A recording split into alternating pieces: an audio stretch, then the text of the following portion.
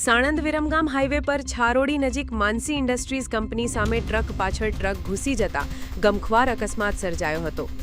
અકસ્માત એટલો ગમખ્વાર હતો કે ટ્રક ડ્રાઈવરને ક્રેનની મદદથી બહાર કાઢવામાં આવ્યો હતો. મળતી માહિતી મુજબ 108 એમ્બ્યુલન્સ દ્વારા ઇજાગ્રસ્ત ટ્રક ડ્રાઈવરને સાણંદની ખાનગી હોસ્પિટલમાં ખસેડવામાં આવ્યો હતો. સદનસીબે કોઈ જાનહાનિના સમાચાર સામે આવ્યા નથી.